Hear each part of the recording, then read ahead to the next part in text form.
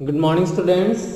Last lecture में आपने दिल्ली सल्तनत के बारे में पढ़ा कि आपने कैसे मुस्लिम डायनेस्टी की शुरुआत हुई, कहाँ से हुई, दिल्ली से। इस वजह से इसको दिल्ली सल्तनत बोला जाता था। सल्तनत बोलने का रीज़न ये था कि वो अपने को राजा महाराजा ना बुलाते हुए अपने आप को सुल्तान बुलाते थे। एज ए रिजल्ट इस पूरी डायनेस्टी को हम दिल्ली सल्तनत के नाम से जानते हैं। इसमें हमने उनके वेरियस जो किंग्स थे, है ना, जो सुल्तान थे, उनके बारे में स्टार्ट किया था। जैसे कि हमने स्लेव डायनेस्टी से स्टार्ट किया था। हमने लास्ट डायनेस्टी जो पढ़ी थी वो हमने पढ़ी थी लोधी डायनेस्टी, और जो लास्ट जो किंग थे दिल्ली सल्तनत के वो थे इब्राहिम लोधी। इब्राहिम लोधी ने फिर बाबर को इनवाइट किया इंडिया पर इन्वेट करने के लिए, और फिर उसके बाद मुगल साम्राज्य का स्टैब्लिशमेंट हुआ इंडिया में। वो हम इसके बाद वाले चैप्टर में पढ़ेंगे। इस चैप्टर में हमें सिर्फ इतना पढ़ना है दिल्ली सल्तनत के बारे में। ओके, तो आज जो हम टॉपिक पढ़ेंगे उसमें हम नहीं पढ़ेंगे how did we come to know about the Delhi sultans. Delhi sultans के बारे में हमारे से इंफॉर्मेशनल सोर्सेज क्या क्या है। ओके, तो most of the information about the history of Delhi comes from the inscription, coins and architecture. Delhi की जितनी भी स्टोरी है, दिल्ली से रिलेटेड जितनी भी हिस्ट्री है, उसका जो हमें सोर्स मिलता है या तो इंस्क्रिप्शंस मिलती हैं या फिर कॉइन्स मिलते हैं, फिर आर्किटेक्चर्स। इंस्क्रिप्शंस यानी कि जो रिटन फॉर्म लिखा रहता है, हो सकता है दीवारों पे गड़वाया हो या फिर मैन्युस्क्रिप्ट्स के थ्रू लिखा हो, ये से इंस्क्रिप्शंस। कॉइन्स यानी सिक्कों के थ्रू, और आर्किटेक्चर है ना, जो आसपास के उनके पैलेसेस या फिर मॉन्यूमेंट्स जो उन्होंने बनाए, तो वो उनका टाइप ऑफ आर्किटेक्चर, उससे हम पता कर सकते हैं कि वो मतलब पता चलता है कि वहाँ पे क्या वहाँ के जो राजा थे या सुल्तान्स थे, उन्होंने उनके समय का मतलब उनका ये प्रूफ मिलता है हमें, है ना, उन राजाओं और सुल्तान्स का। Okay, of this the most important source include the historical account written by Persian known as tawarikh. और अगर दिल्ली सुल्तान्स या फिर दिल्ली सल्तनत के बारे में बात करें तो पर्शियन भाषा में त्वारिक्स लिखे हैं, जिसमें कि राजाओं के अकाउंट्स, मतलब अकाउंट्स इन द सेंस उन्होंने जो काम करे उनके बारे में लिखे हैं। The historical account on the administration of sultanates were written by the scholars of the court। और जो भी पढ़े लिखे विद्वान पर्सन स्कॉलर्स थे, वही लोग ऑब्वियसली बातें लिखते थे। जो भी राजा या सुल्तान का उनके कामों के बारे में लिखना, उनकी ताकत, उन्होंने जो जो बैटल्स फॉट किए उनके बारे में। Okay, these scholars documented events and also guided sultans on the matter related to the administration of the region।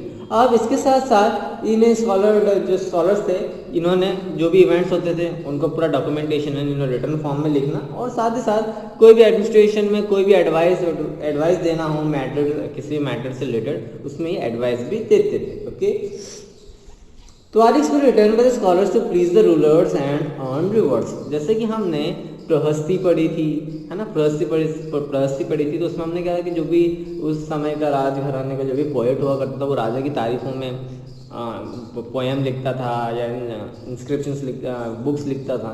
ठीक वैसे ही त्वारिक भी, जो उनके स्कॉलर्स थे, राजा से इनाम जीतने के लिए, उनको खुश करने के लिए, उनके लिए ये अकाउंट्स लिखते थे। Thus the records did not always portray the actual condition of the time। और इसीलिए वो रिकॉर्ड्स में हमें ये तो पता चल जाता है कि उस समय कौन से राजा रूल कर रहे थे, पर लेकिन हमें एग्जैक्टली पता नहीं चलता कि उस समय उस किंगडम की हालत कैसी थी या फिर वो राजा कैसे शासक थे। The authors of the Tariq supported birthright and gender distinction as they live in cities and advised the rulers they were unaware of the realities of the rural areas। इसके साथ साथ जब हम त्वारिख को पढ़ते हैं तो उसमें जैसे जन्म से, जो हमारे जन्म से अधिकार हैं उनके बारे में उसमें लिखा हुआ है, जेंडर डिस्टिंक्शन के बारे में लिखा हुआ है। ओके, तो हालांकि सिटीज़ में सब लोग अवेयर थे, पर लेकिन जैसे गांव वाले एरियाज़ में, जहाँ पर रूरल एरिया जिसको हम गाँव का एरिया बोलते हैं, वहाँ पर उनके बारे में ज़्यादा नॉलेज नहीं था। जेंडर डिस्टिंक्शन का मतलब होता है कि the difference between man and women socially and politically also.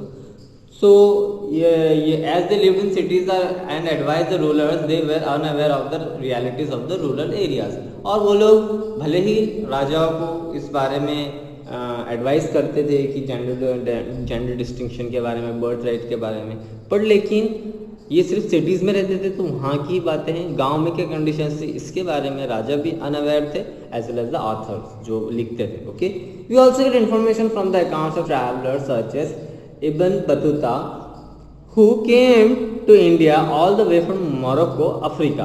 During the reign of Muhammad bin Tughlaq, Ibn Battuta served as a qadi for 6 years. और भी हमें जो सोर्स ऑफ इंफॉर्मेशन जो मिलता है, जो इब्न बतूता ने जो बुक्स लिखी थी जब वो इंडिया आए थे यहाँ पे ट्रैवल करने आए थे टूरिस्ट, यहाँ पर ऐसे घूमने फिरने, जब यहाँ पे एक्सप्लोर करने आए थे वो, तब उन्होंने यहाँ पर मोहम्मद बिन तुगलक का जब शासन चल रहा था तब वहाँ पर कादी बने थे, मतलब एज ए जज वो बने थे। ओके, जो भी क्राइम व्राइम होता था उसके रिलेटेड जो भी जजमेंट एग्जाम था वो देते थे। अब इब्न बतूता जो थे वो मोरक्को अफ्रीका से आए थे। ओके, तो उन्होंने भी उस समय जैसा एडमिनिस्ट्रेशन था उनका, क्या हालत थी वहाँ के लोकल पीपल्स की, उनके बारे में भी उन्होंने कुछ अकाउंट्स लिखे हैं, तो उससे भी हमें पता चल जाता है। Although Tuarikhs were written mostly in the praise of the rulers, they also contain the author's displeasure about certain decisions made by the sultans. हालांकि त्वारिख में जितनी भी चीज़ें लिखी हैं सब जो किंग था या सुल्तान था उनके प्रेजिंग के लिए लिखी है ना, उनको खुश करने के लिए लिखी है, पर लेकिन ऐसी बहुत सारी चीज़ें थी जिसमें कि ऑथर्स नाखुश था। जैसे कि एग्जाम्पल है 1236 when Iltutmish nominated his daughter Razia as a successor. Minhaj Siraj, a scholar of the court, noted the displeasure of the nobility at being ruled by the queen. उसी दौरान आप तारीख का एक एग्जाम्पल है जब 1236 में इल्तुतमिश ने अपनी बेटी रज़िया सुल्तान को दिल्ली की रानी घोषित किया था, तब जो उस समय जो उनके ऑथर थे, जो कोर्ट पोएट थे मिनहाज सिराज, उन्होंने काफ़ी नाखुश जताया था कि एक दिल्ली जैसे एक इम्पॉर्टेंट जगह या फिर एक राजगद्दी पर कोई लड़की कैसे बैठ सकती है।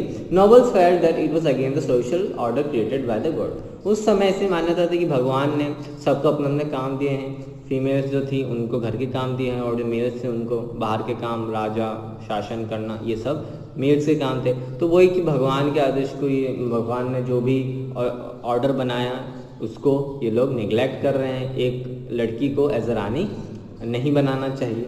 इन सब के बारे में कुछ तारीख्स में लिखा हुआ है जो कि मिनहाज सिराज ने लिखी है। As a result Razia was removed from the throne in 4 short years. और एज ए रिजल्ट इतने सारे पीपल्स का ऑब्जेक्शन होने की वजह से रज़िया को 4 साल के पीरियड ऑफ टाइम ही वो रूल कर पाए। उसके बाद उनको थ्रोन से हटा दिया गया, उनको रानी का पद उनसे छीन लिया गया और उनकी हत्या कर दी गई। ओके।